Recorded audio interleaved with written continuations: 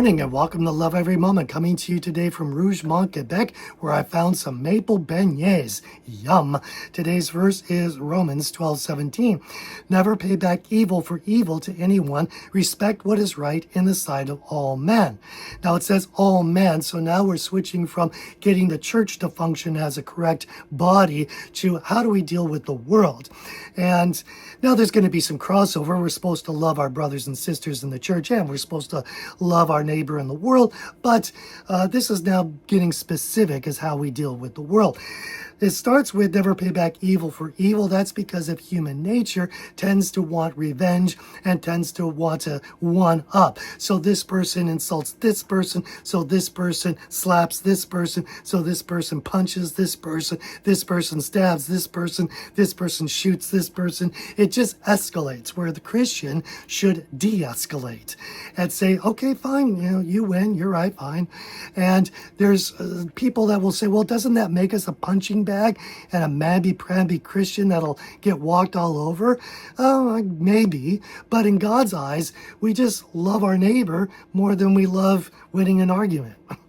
It makes me think of the story of Joseph, whose brothers sold him into slavery, a very evil act, and he was there in slavery and in prison for decades.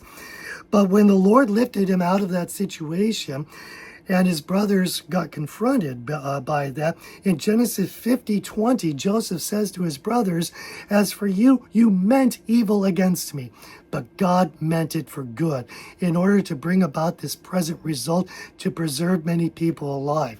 So Joseph didn't want revenge. He wanted reconciliation. That's the good and proper Christian idea. So let's look at how Jesus approaches the same idea in Matthew 5:39 that we covered over here.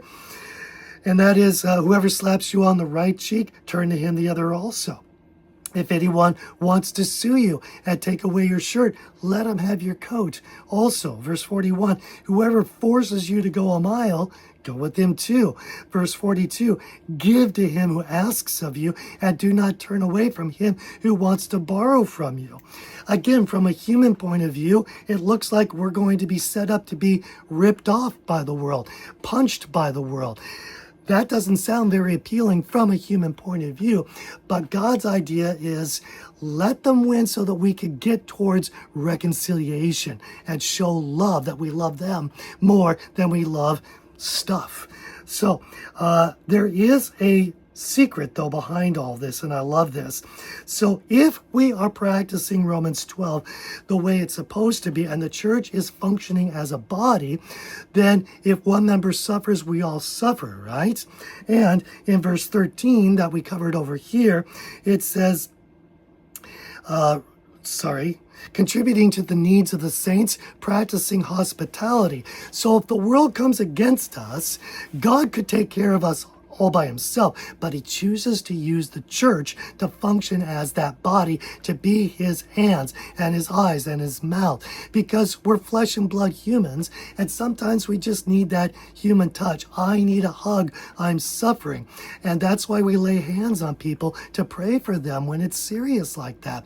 So this is a great thing that we're going to be covered if the world rips us off, okay?